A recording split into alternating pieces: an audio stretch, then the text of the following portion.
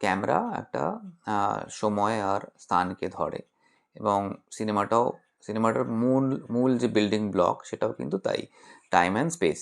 আমি যখন আমার প্রথম শটটা আসছে ছবির, সেখানেই কিন্তু আমি আমার ছবির যে উপস্থাপনাটা, যে ভঙ্গিটা, যে এইভাবে আমি গল্পটা বলবো সেটা আমি বলে দিচ্ছি। One way of doing it is through aperture. ধরো তুমি একটা অ্যাপারচার যখন তুমি খুলে দিচ্ছ, ওপেন অ্যাপারচারে চলে যাচ্ছ, তখন স্পেসের অনেকটা জায়গা কিন্তু আমি আউট অফ ফোকাস হয়ে যাচ্ছে। সেখানে I can selectively focus on the character. আবার ধরো এমন একটা তুমি ভাবে শ্যুট করছো যেখানে তুমি quite deep into the aperture you are shooting, probably 5.6 or 8-এ শ্যুট করছো। এটা কেন করছি আমরা সেটা জানাটা জরুরি, যে সেখানে আসলে আমি একটা গল্প বলছি যেখানে সেই স্পেসটাকে আমি এমন একটাভাবে দেখছি যেটা ওই ছবিটার জন্য কারেক্ট। না, ওই ছবিটার জন্য কারেক্ট ব্যাপারটা কি, যে ধরো তুমি এমন একটা জায়গা দেখাচ্ছ, এমন একটা ফ্রেম দেখাচ্ছ, সেই ফ্রেমটাতে তুমি বলতে চাইছো যে দেখো এই চরিত্রটার গল্প আমি বলছি, কিন্তু তার মানে এই নয় যে তুমি স্থানকালটা ভুলে যাচ্ছ, তোমাকে স্থানকালটাকেও দেখতে হবে। এরকম অনেক ছবি রয়েছে যেখানে এইটাকে খুব ভালোভাবে ইউজ করা হয়েছে, যেখানে তুমি চরিত্রটাকেও ফ্রেমের মধ্যে দেখতে পাচ্ছ, অথচ তুমি সেই জায়গাটাকেও খুব পরিষ্কার করে দেখতে পাচ্ছ, সেখানে কোনো ধাঁধা নেই। আবার ঠিক উল্টোটাও হয় অনেক সময়, যে ধরো তুমি এমন একটা গল্পের কথা বলছো, সেখানে তোমার কাছে স্থানটা খুব ইম্পর্টেন্ট নয়, the space is not that important. সেখানে তোমার লেন্সিং এমন হতে পারে যেটা always always all the time is very close to the character.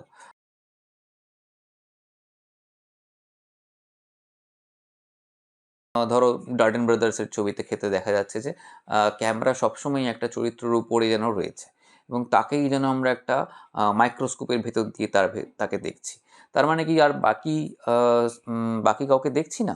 আসলে তা নয়। পুরো ছবিটা দেখলে তুমি বুঝতে পারবে যে ওই শ্রেণীর লোকেদের মধ্যে বা ওই সময়ের ওই ক্লাসের লোকেদের, বা এমনভাবে ওনারা দেখছেন যাতে করে তুমি একটা অ্যাজ এ স্পেসিমেন হিসেবে তুমি সেই চরিত্রটাকে দেখলেও তুমি পুরো ক্লাসটাকে, তুমি পুরো ওই সমাজটাকে, ওই সময়টাকে ধরে ফেলতে পারছো। So this is also another way of looking at it. So সেইখানে কিন্তু এই যে ক্যামেরা কিভাবে একটা লোককে দেখছে, বা স্পেস তুমি কীভাবে ক্রিয়েট করছো, কোন অ্যাপারচারে শ্যুট করছো, কতটা ডেপথ রাখছো, এইগুলো কামস ইন টু প্লে।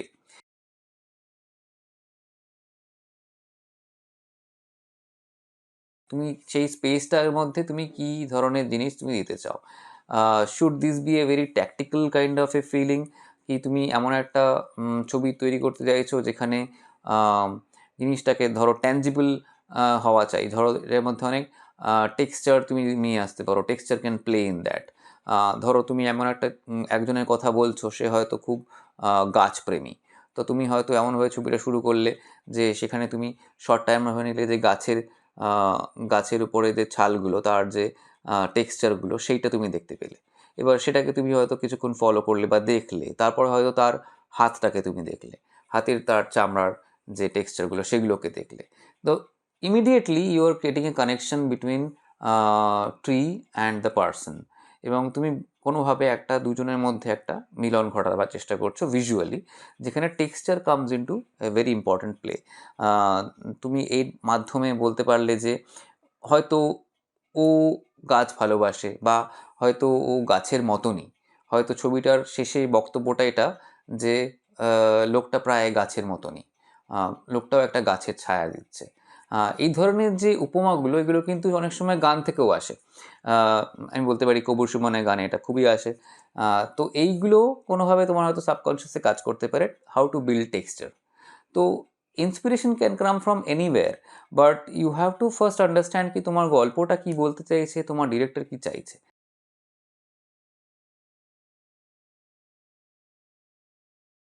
সমস্ত ডিরেক্টর কিন্তু টেকনিক্যালি সাউন্ড নয়, এবং তারা হয়তো তোমাকে টেকনিক্যালি খুব ভালো করে বলতে পারছে না যে শোন সায়ক, আমি চাইছি যে এটা একটু মেলো হবে, মুডি হবে। সেক্ষেত্রে তোমার দায়িত্বটা একটু বেড়ে যায়, যে সেক্ষেত্রে হয়তো তাকে তুমি যখন লোকেশন রেকি হচ্ছে, তখন তুমি কিছু আইডিয়া তার সাথে শেয়ার করো, বা যখন তোমার সাথে স্ক্রিপ্ট নিয়ে আলোচনা হচ্ছে, তখন তুমি তাকে কতগুলো ভিজুয়াল আইডিয়া শেয়ার করো।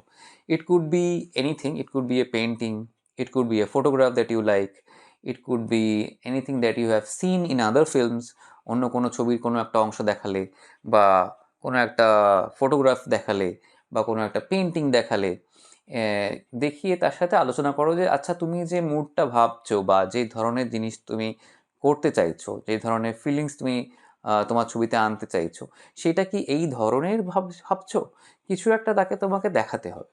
এবং সেটা যত তাড়াতাড়ি দেখাবে, তার থেকে যত বেশি ফিডব্যাক নেবে বা তার সাথে আলোচনা করবে, সেইটা একটা কিন্তু তোমার কাজের ক্ষেত্রে সহজ, মানে কাজটাকে সহজ করে দিতে পারে। এইভাবে অনেক সময় নন টেকনিক্যাল ডিরেক্টরের সাথে আলোচনা করতে হয়। এবং অনেক সময় এরকম হয় যে সেই হয়তো অন্য কোনো একটা উপমা দিচ্ছে, হয়তো কোনো একটা গানের উপমা দিল সে, এবং বললো যে ওই গানটাতে যেরকম একটা ঘন কালো মেঘের অন্ধকারে থাকা একটা ফ্ল্যাটের কথা বলা হয়েছে, বা একটা স্কুলের কথা বলা হয়েছে, বা এরকম কিছু একটা বলা হয়েছে, সেই রকমটা আমি চাই। তো তোমাকে তখন বুঝতে হবে যে ও ঠিক কতটা কতটা চাইছে, কতটা অন্ধকার চাইছে, কতটা নীল আলো চাইছে, বা কতটা মুখটাকে ও দেখতে চায়। সেক্ষেত্রে তোমাকে দেখাতে হবে আচ্ছা তুমি কি এতটা অন্ধকার চাইছো যেখানে হয়তো তুমি শুধু ওর মুখের অনেকটাই দেখতে পাচ্ছ না, হয়তো চোখগুলো দেখতে পাচ্ছ। তখন সে হয়তো বললো যে না আমরা জানো তো আরেকটু ভালো হলে ভালো হয়, আমি একটু বেশি দেখতে চাইছি। এই কনভারসেশনগুলোই কিন্তু ফিল্ম মেকিং। এর পরে যেটা হয় সেটা তো এক্সিকিউশন হয়ে যাচ্ছে।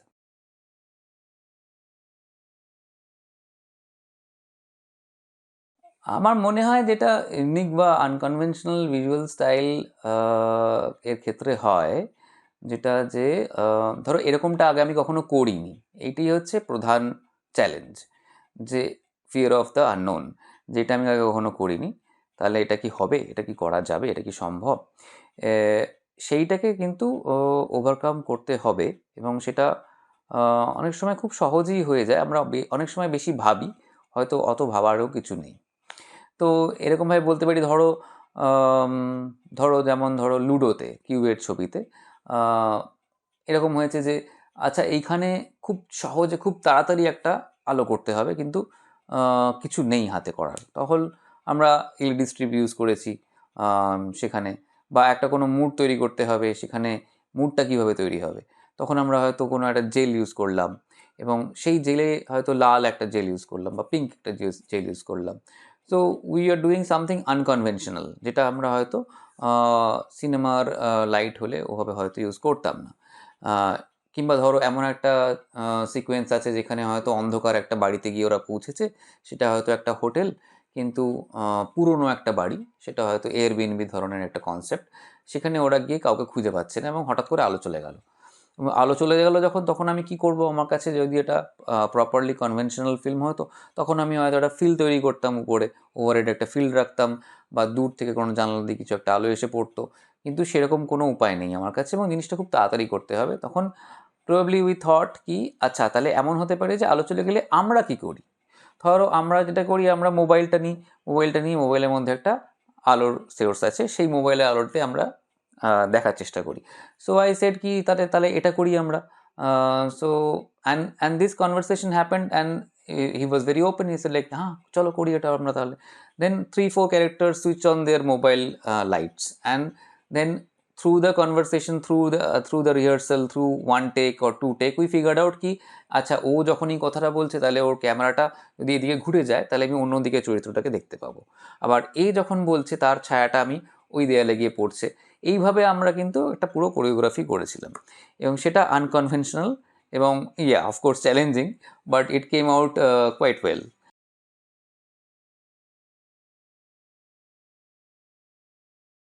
সিনেমা হলো time and space now, and actually the camera is a tool which can start capturing this, মানে সময়টাকে এবং স্থানটাকে ক্যামেরা দেখায়, এবং একটা জগৎ তৈরি করে, এবং সেই জগৎ তৈরি করার ভেতরে movement is also very important. কারণ অনেকগুলো জিনিস রয়েছে, অনেকগুলো মুভমেন্ট হয়। যেমন ধরো তুমি যদি ফিল্মের কথা ভাবো, সেলুলয়েডের কথা ভাবো, তো সেলুলয়েড ইজ অ্যাকচুয়ালি মুভিং, তো মুভমেন্টটা ওখানেই শুরু হয়ে গেল। তারপরে ধরো ফ্রেমের ভেতরে কোনো একটা এলিমেন্টের মুভমেন্ট, সেটা হতে পারে লোকেদের মুভমেন্ট, একটা একটা একটা group of people coming out of the factory, that's what camera actually first captured, যেটা লুমিয়ার ব্রাদার্সের দেখা যাচ্ছে ফ্যাক্টরি থেকে বেরিয়ে আসছে কাজ করে লোকেরা। আবার ধরো সেখান থেকে সেখানে ক্যামেরাটা কিন্তু স্থির হয়ে রয়েছে। এরকম আমরা অনেক জায়গায় দেখতে পারি, অনেক ফিল্ম মেকার ক্যামেরাটাকে স্থির করে দেখছে।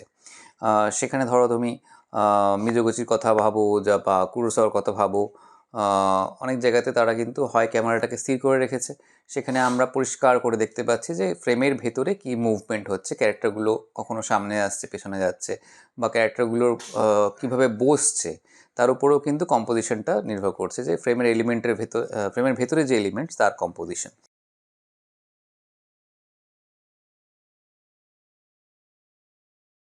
আবার ধরো তুমি ক্যামেরাটাকে মুভ করাচ্ছ। Now when the camera is moving, it's actually moving from one space to the other. Also, it's kind of documenting the time, like capturing the time that it is moving through. So একটা টাইমের সাথে সাথে স্পেসের change হয়ে যাওয়াটা, এটা কিন্তু একটা বড় tool to tell a story. So ধরো আমি যদি উদাহরণ দিতে চাই, আমি বলতে পারি যে ধরো যেটা আমরা ডিসকাস করেছিলাম লায়লা মজনুর ক্ষেত্রে, যে লায়লা মজনুতে যেটা হয়েছিল যে যখন ওর একটা ডিটোরিয়েশন হচ্ছে মেন্টাল স্পেসে, Majnu he actually going through a downward spiral, কি ওর মেন্টাল স্টেবিলিটি চলে যাচ্ছে আস্তে আস্তে। Then I remember that I discussed with the director কি আমরা এক ধরনের সার্কুলারিটি নিয়ে আসতে পারি। Could be movement within the frame or it could be movement with the camera. Circularity কেন? Again, coming back to the story and the script, কি এক ধরনের একটা ভাবনার জগতের মধ্যেও আটকা পড়ে যাচ্ছে, সেখান থেকে আর বেরোতে পারছে না। সেই জন্যই আমরা ভাবছিলাম যে একটা লুপের মতন যদি কিছু করা যায়, ইট could be A circular kind of a thing. ডাল লেকের ওখানে বসে আছে ওর চরিত্র, এবং ওর সাথে যে ওর ভাইয়ের মতন চরিত্রটি বসে আছে, এবং দেন আই সাজেস্টেড কি why not start with a ripple on the water, and the camera comes back and sees them কি বসে আছে ওরা ডাল লেকের ওখানে, and there only he is saying about কি ও কি ভাবছে, কোন মেন্টাল স্পেসে রয়েছে, যে লায়লাকে ও পেতে পারে খুব সহজেই, কিন্তু ও পারছে না, কিছু একটা সোশ্যাল একটা ব্যারিয়ার রয়েছে, সেখান থেকেও বেরোতে পারছে না, এবং সেটার মধ্যেও আটকা পড়ে যাচ্ছে। এই জিনিসটাকে পরে আমরা আরও ইলাবোরেট করি যখন ও জঙ্গলের মধ্যে অলমোস্ট একটা ডিটোরিয়েশন হয়ে যাচ্ছে, ও পাগলের মতন হয়ে যাচ্ছে, স্যানিটি হারিয়ে ফেলছে। সেখানে তুমি যদি দেখো যে অনেক সময় ওর ভাবছে যে ওর মেন্টাল ইয়েতে ভাবছে যে ও লায়লার সাথে নাচছে। এই নাচের মুভমেন্টে আমরা অনেক জায়গায় ক্যামেরাটাকে সার্কুলারলি ঘোরাতে শুরু করলাম, যে এই জায়গাটা, এই স্থানটার মধ্যেও একটা লুপের মধ্যে ঢুকে যাচ্ছে, এবং ও কিন্তু সেন্ট্রালিটি সেখানে। ওর চারিদিকে ক্যামেরাটা গোল হয়ে ঘুরতে শুরু করলো। অনেক জায়গাতে দেখা যায় যে ফুল আর্ক আমরা দেখালাম, অথবা অনেক জায়গায় দেখালাম হাফ আর্কে আমরা দেখছি যে ও ভাবছে ও লায়লার সাথে বসে আছে, আসলে কিন্তু নেই, অন্য শটে দেখা গেল আসলে ও নেই। এইভাবে যে একটা মুভমেন্টকে স্টোরির মধ্যে নিয়ে আসা, সেইটা একটা কিন্তু খুব মজার এবং খুব স্যাটিসফ্যাক্টরি একটা জায়গা, যে আমি কিভাবে ক্যামেরাটাকে এমনভাবে মুভ করাবো যাতে আমি যে গল্পটা বলছি তার যে সারমর্মটা সেটা যেন বেরিয়ে আসে।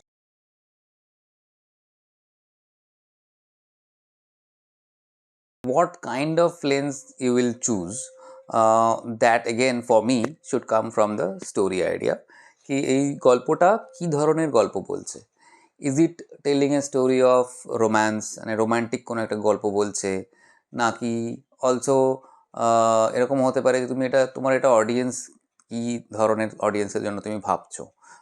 Is it A romcom kind of A space, or is it A thriller, or is it A normal human drama, নাকি তুমি কোনো একটা জার্নি দেখাচ্ছ, কোনো একটা রোড ট্রিপ দেখাচ্ছ। এই ধরনের উপরে কিন্তু ডিপেন্ড করছে তুমি কতটা টেক্সচার চাইছো, কী ধরনের টেক্সচার চাইছো তোমার ক্যারেক্টারের স্কিনে, তোমার স্পেসে, তুমি স্পেসটাকে কীভাবে দেখছো, তোমার দেখার ভঙ্গিটা কীরকম। Is it like a friend who is talking to you, কনভারসেশনগুলো তুমি কীভাবে শ্যুট করছো, ওভার দ্য শোল্ডার করছো, নাকি তুমি ইন দ্য কনভারসেশনের ভেতরে ঢুকে গিয়ে শ্যুট করছো। এই দেখাগুলোর মধ্যে তোমাকে যেটা বুঝতে হবে যে তুমি কী ধরনের টেক্সচার চাইছো। Now this textures come obviously from everything, but also from the lens that you are using. সেটা কিন্তু তোমার দেখার ভঙ্গিটাকে ঠিক করে দেয়। এবারে ধরো সেক্ষেত্রে তুমি হয়তো রমকমের জন্য তুমি আমার একটা কোনো লেন্স ইউজ করতে চাইছো যেটা একটু softer on the skin, could be A cook lens, could be old vintage glasses, যেমন ধরো ক্যাননের কোনো পুরোনো তুমি এফডি গ্লাস ইউজ করলে it gives you a very softer feel, একটু রোম্যান্টিক ধরনের, বা একটু ওয়ার্ম করলে এরকম হতে পারে। অথবা তুমি চাইছো যে না আমি এটাকে খুব একটা ক্লিনিক্যাল একটা অ্যাপ্রোচ চাই, সেখানে আমি আমি খুব একটা রোম্যান্টিক জায়গা থেকে এটা দেখছি না বা স্টোরিটা ডিমান্ড করছে না, সেক্ষেত্রে তুমি হয়তো খুব একটা শার্প লেন্স ইউজ করলে, যেখানে তুমি প্রতিটা ফ্রেমের প্রতিটা কোণা তুমি খুব পরিষ্কার করে দেখতে পারছো, এবং সেটা সেই দেখাটাই কিন্তু ওই গল্পটার ক্ষেত্রে জরুরি। এইভাবেই আমার মনে হয় লেন্সগুলোকে চুজ করতে হয়। এবং টু এ সার্টেন এক্সটেন্ট ক্যামেরাকেও আমরা সেভাবে ট্রিট করতে পারি যে ক্যামেরাটার বৈশিষ্ট্যগুলো কী। এই ধরো অ্যালেক্সার কী বৈশিষ্ট্য, তুমি হাইলাইটস ভালো পেতে পারো, বা তোমার স্কিনের রেন্ডিশন খুব ভালো, তোমার হাইলাইটসের মধ্যে যে তোমার তফাতগুলো সেগুলো খুব ভালো রোল অফ হচ্ছে, এটা ভাবতে পারো। অথবা তুমি ভাবতে পারো যে না I want a little bit of a characteristics in the camera also, probably I need a little bit of contrast, so probably তুমি হয়তো ভাবলে যে রেডে শ্যুট করবো, একটু কন্ট্রাস্ট ইমেজ করব, তার সাথে তুমি হয়তো একটা কোনো সুপ্রিম প্রাইম ইউজ করলে খুব শার্প ধরনের একটা ইমেজ চাইছো, সেরকমও হতে পারে। এই পুরোটাই কিন্তু ডিপেন্ড করছে যে তোমার এই ছবিটা কী ডিম্যান্ড করছে, তোমার গল্পটা কী ডিম্যান্ড করছে, তুমি কোন স্পেসে গিয়ে শ্যুট করছো, লোকেশন অলসো ম্যাটার্স, কি তোমার লোকেশনটা কেমন, সেখানে কি রয়েছে, তোমার গল্পটা পুরোপুরি আউটডোর নির্ভর গল্প নাকি তার মধ্যে ইনডোরেই তুমি পুরোটা গল্পটা বলছো, কী ধরনের পয়েন্ট অফ ভিউ থেকে তুমি গল্পটা বলছো, এগুলো খুব ইন্টারেস্টিং।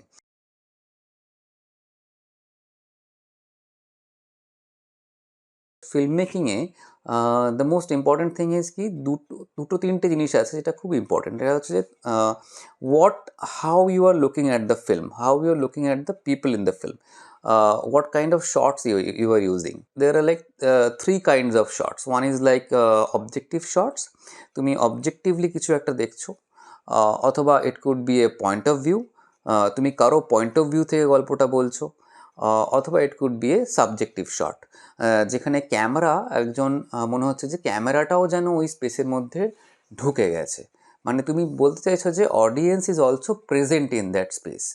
এরকম অনেক ছবি আমরা দেখতে পেয়েছি আগেও, যেমন ধরো চিলড্রেন অফ মেন, সেখানে ধরো তুমি ক্যামেরাটা অ্যাজ ইফ মনে হয় যে ও চরিত্রগুলোর সাথে ক্যামেরাটাও যেন দৌড়াচ্ছে, এবং দৌড়তে দৌড়তে মনে হচ্ছে কখনও ক্যামেরাটা একটু পেছন থেকে দেখছে ক্যারেক্টারগুলোর, যে অবজেক্টিভলি অবজার্ভ করছে যে এই চরিত্রটা দৌড়াচ্ছে।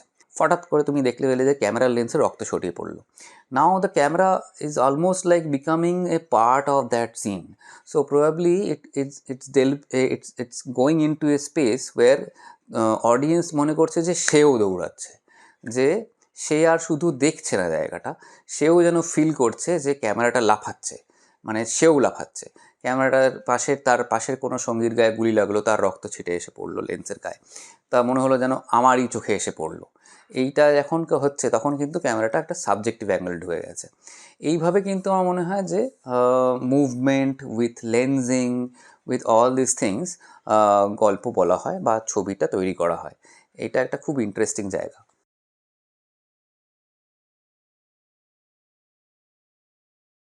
আমার যেটা মনে হয় যে সিনেমাটোগ্রাফারের কিন্তু কাজ হচ্ছে যে also negotiation with the space. সেটা হতে পারে যে তুমি এমন একটা খুব চ্যালেঞ্জিং জায়গাতে শ্যুট করছো, কুড বি এ মাউন্টেন, সেখানে হয়তো থেকেই হয়তো লাইটটা চেঞ্জ হয়ে যাচ্ছে, বা ইট could be A difficult space যেখানে তুমি হয়তো কোনো একটা হয়তো মাইনের ভেতরে গিয়ে শ্যুট করছো, তাহলে তোমাকে একটা ছোট অল্প ক্রু নিতে হবে। মাইনের ভেতরে যখন তুমি ঢুকে যাচ্ছ সেখানে হয়তো তোমার মধ্যে রেস্ট্রিকশনস কিছু আছে যে certain kind of lights you can't use, or it could be a very sensitive area, probably a church or somewhere where you can't put a lot of lights because it could be the paintings or murals on the wall, যেখানে তুমি হয়তো আলো মারতে পারছো না, খুব তীব্র আলো মারতে পারছো না। তো এই জায়গাগুলোতে ক্ষেত্রে তোমাকে এমনভাবে ভাবতে হবে, you have to think yourself like one man army. তো এইগুলো তোমাকে আগে থেকে একটুখানি মাথায় ভেবে রাখতে হবে, একটু কল্পনা করে রাখতে হবে যে এরকমটা হতে পারে, এবং সেক্ষেত্রে তুমি সেইটা চ্যালেঞ্জটাকে তুমি কীভাবে মোকাবিলা করবে। সেই জন্য তোমাকে ভাবতে হবে যে তুমি কতগুলো ব্যাটারি নেবে, ক্যামেরার ব্যাটারি, সেটা ওই ঠান্ডাতে কীভাবে রিয়্যাক্ট করবে, তাড়াতাড়ি ড্রপ করে যাবে ভোল্টেজ কিনা, তুমি রিচার্জ কোথায় করবে ব্যাটারিগুলোকে, বা তোমার লেন্সে যদি ফগ হয়ে যায়, মানে ঠান্ডার জায়গাতে এটা অনেক সময় হয় যে তোমার আইপিসে ফগ হয়ে গেল, অথবা লেন্সগুলোও ফগই হয়ে গেল, বা তুমি একটা ঠান্ডার জায়গা থেকে একটা গরম জায়গায় ঢুকলে সেখানেও অনেক সময় কিন্তু এই ফগের ব্যাপারটা হয়। তো এইগুলোকে একটু মাথায় রাখতে হবে তোমার। এইগুলো আমার মনে হয় these are the main pre planning process, যে তুমি যখন লোকেশন রেকি করছো, যদি করতে পারো সেক্ষেত্রে তোমাকে এইগুলোকে ভাবতে হবে যে ওই পাহাড়ের ওই জায়গাটাতে probably you are shooting inside a canyon, মানে তোমার দুপাশে হয়তো পাহাড়ের বড় বড় পাহাড় রয়েছে, হয়তো সেখানে তোমার আলোটা একটা সময়ের পরে তুমি কিন্তু আলো আর পাবে না, কারণ সূর্যটা উঠবে এবং সূর্যটা একসময় পাহাড়ের অন্যদিকে চলে যাবে। তো তোমাকে এইগুলোকে in your logistical approach, in your pre planning তোমায় ভাবতে হবে যে ওই জায়গাটাতে আমি কোন সময়ে শ্যুট করব, এবং সেটা তোমাকে তোমার অন্যান্য ফিল্ম মেকার যারা রয়েছে, ওই ইউনিটের লোকেরা যারা রয়েছে, ডিরেক্টর তো অফকোর্স ফার্স্ট এরই যে হয়তো প্ল্যানিংটা করছে, বা অনেক সময় তুমিই প্ল্যানিংটা করছো, হয়তো অত বড় ক্রিউ নেই, সেক্ষেত্রে তোমাকে এগুলো মাথায় রাখতে হবে, জট ডাউন করে নিতে হবে যে এই সময়ে এই জায়গায় এটা হয়। এবং অনেক সময় তুমি you can ask your local people also, local line প্রডিউসারকে তুমি জিজ্ঞাসা করলে যে আচ্ছা এই জায়গাটাতে আমরা শ্যুট করতে যাচ্ছি তো এই সময়, তো আপনার কি মনে হয় এই সময় কি ওখানে কীরকম ওয়েদার থাকবে, ওখানে কি বৃষ্টি পড়বে, নাকি ওখানে বরফ পড়তে পারে, বা কতটা হাইটে যেতে হবে আমাদের, এবং সেখান থেকে ফেরার সময়ের কোনো বাধা নিষেধ আছে কি না, যে তুমি হয়তো একটা কোনো ফরেস্টের ভেতরে ঢুকছো, খুব একটা ইন্টেরিয়ার ফরেস্টে ঢুকছো, সেখান থেকে হয়তো তোমার বেরিয়ে আসার একটা সময় আছে, কারণ ইট কুড বি মানে ওখানে হয়তো ওয়াইল্ড লাইফ রয়েছে, বা এমন কিছু একটা জিনিস রয়েছে যেখানে তোমার অনেকক্ষণ থাকার সময় নেই। এইগুলোকে তোমার খুব পরিষ্কার করে ধারণা রাখাটা খুব জরুরি।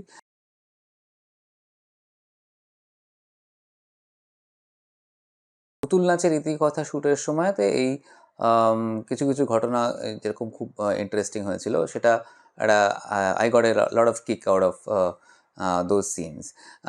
এবং আমি যেটা লক্ষ্য করেছি যে অনেক সময় যেটা হয় যে আমার ক্ষেত্রে যখন খুব একটা নেচারের সাথে যখন আমি ইমেজটাকে ফেলতে পারি, যে ন্যাচারালি কিছু একটা হচ্ছে সারাউন্ডিংসে, এবং সেখানে সেটাকে ইউজ করে আমি গল্পটাকে বলতে পারছি, সেইটা হলে I get the most kick out of anything of that process.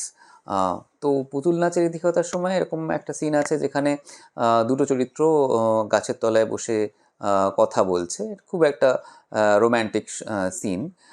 সেক্ষেত্রে আমাদের দরকার ছিল সকালের একটা আলো, এবং যথারীতি দ্য শিডিউল ওয়াজ সাচ কি আমরা সকালবেলাতে ওটা শ্যুট করতে পারিনি, কিন্তু উই ফিগার্ড কি যদি আমরা এটাকে বিকেলের দিকে শ্যুট করি তাহলেও কিন্তু এক ধরনের একটা সকালের আলো বা কন্ট্রাস্ট আমরা পেতে পারি।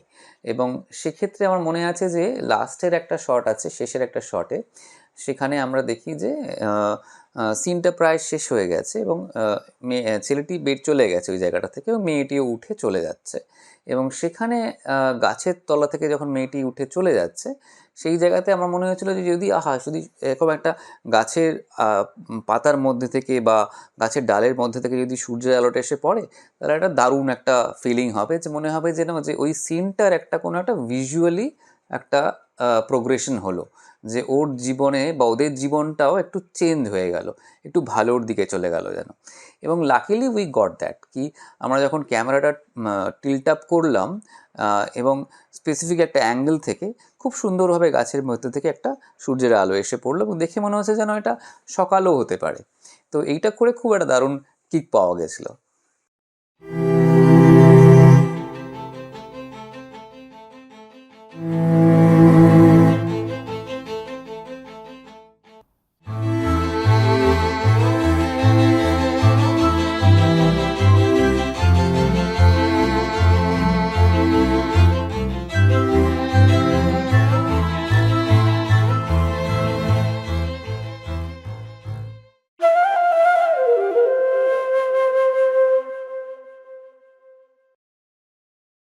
Thank you.